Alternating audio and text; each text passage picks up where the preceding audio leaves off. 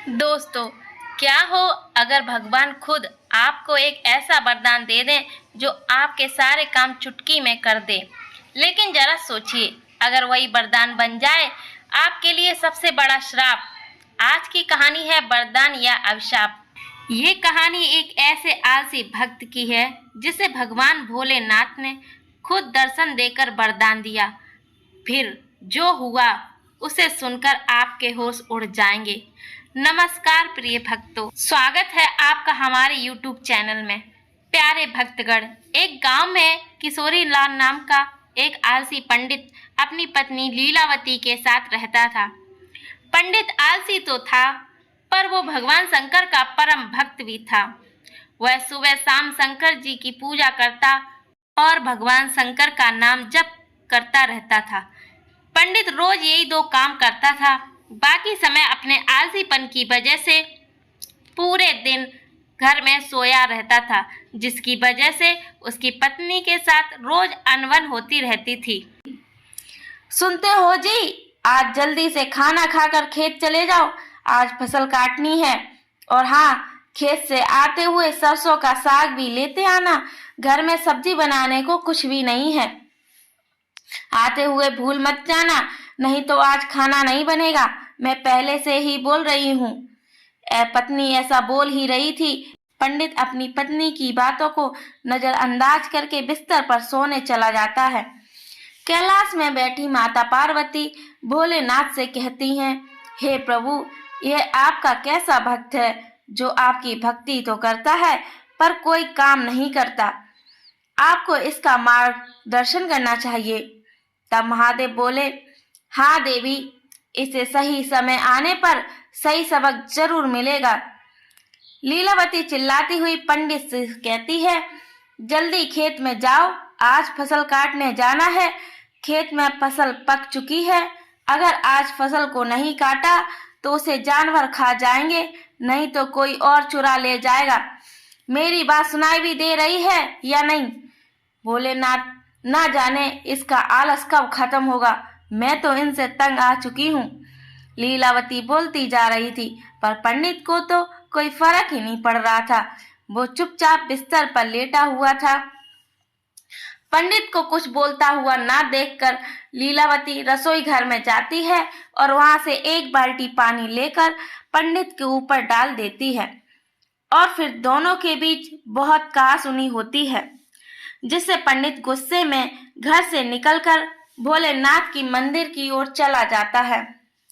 मंदिर में जाकर वह गुस्से में महादेव जी से कहने लगता है, अगर मैंने आपकी भक्ति श्रद्धा पूर्वक की है तो मुझे वरदान दीजिए। ऐसा बोलकर पंडित जोर जोर से रोने लगता है। उसकी भक्ति भाव को देखकर भोलेनाथ पंडित को दर्शन देते हैं और कहते हैं, हे पंडित, तुम मेरे परम भक्त हो, तुम्हारी भक्ति से मैं बहुत प्रसन्न हूँ। बोलो, तुम्हें क्या वरदान चाहिए? फिर भोलेनाथ जी को प्रणाम करके पंडित उनके सामने अपनी इच्छा प्रकट करता है।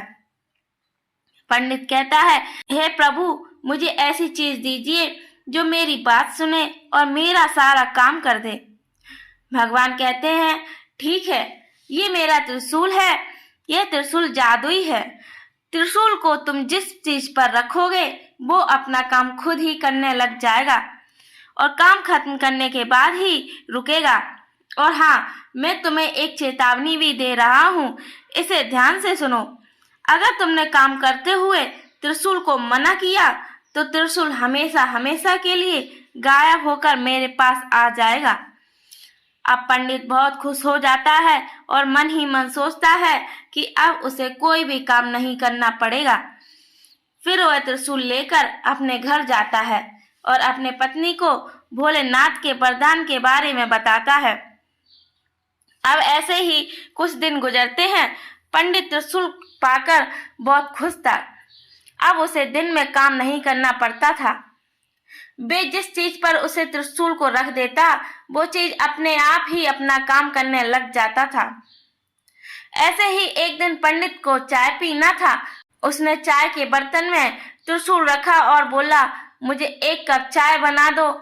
ये बोलते ही चाय के पतीले में अपने आप ही दूध और चाय की पत्ती पड़ जाती है और फिर उसको एक साथ उबालकर 1 कप चाय बनकर उसके सामने आ जाती है। इसी तरह वो हर काम में भोलेनाथ का दिया हुआ त्रिशूल को इस्तेमाल करता था। घास में पानी देना होता तो त्रिशूल को अपनी पानी देने वाले पाइप के ऊपर रखकर पाइप से कहता, पाइप, यह 1 बाल्टी पानी अपने आप से फूलों पर डाल दो। पाइप को यह काम बोलकर पंडित घर के अंदर सोने चला जाता है और उसके सोते ही लाइट चली जाती है। लाइट चले जाने के कारण पंखा बंद हो जाता है और पंडित बिना चिंता करते हुए अपने हाथ पंखा को कहता है, मुझे गर्मी लग रही है, जब तक लाइट ना आए तुम मुझे इस पंखे से हवा करो।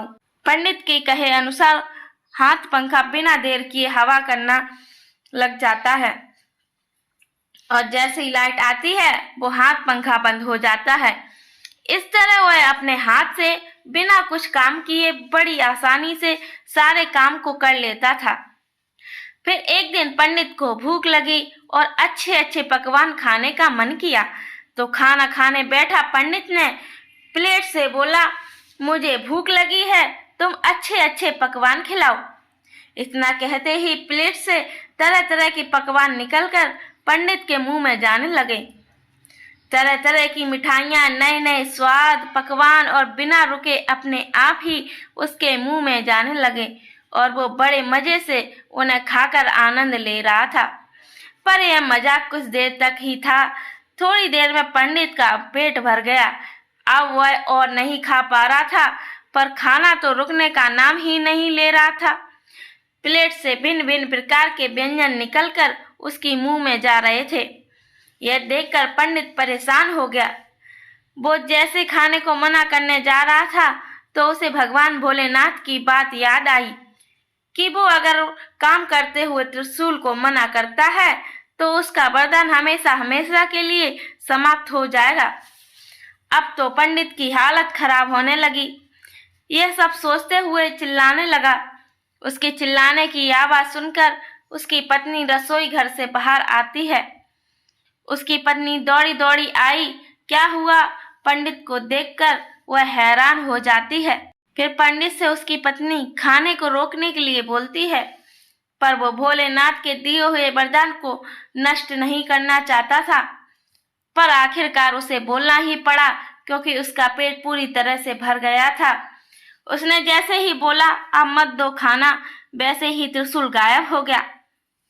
पंडित त्रिशूल को अपने पास ना देखकर बहुत दुखी हुआ, पर अब वो कुछ भी नहीं कर सकता था। अब तक पंडित ने त्रिशूल को जो भी काम दिया था उस काम को खत्म कब करना है ये साथ में ही बोल दिया करता था, पर आज उसने अनजाने में खाना खाते समय कब रुकना है यह नहीं बोला था, जिस कारण खाना बिना रुके उसके मुंह तक आता ही जा रहा था। पंडित बोला, महादेव, मैं समझ गया कि आपने मुझे ऐसा वरदान मुझे सबक सिखाने के लिए दिया था। पंडित रोने लगा। हे महादेव, आपने मुझे सही समय पर सिखाया। मैं समझ गया कि आलस इंसान का सबसे बड़ा शत्रु है। छोटे छोटे कामों के लिए दूसरों पर निर्भर रहना आखिर में हमें ही भारी पड़ता है। उस दिन के बाद पंडित ने आलस छोड़ दिया, खुद खेत जाने लगा और काम अपने हाथों से करने लगा और उसका जीवन सच में खुशहाल हो गया। तो दोस्तों, कैसी लगी आपको ये कहानी? अगर कुछ सीखने को मिला तो इस वीडियो को लाइक कीजिए, शेयर कीजिए और चैनल को सब्सक्राइब करना ना भूलिए। और हाँ, छोटे छोटे कामों को मत टालिए, कभी कभी वही जिंदगी का सबसे बड़ा सबक सिखा देते हैं। धन्यवाद।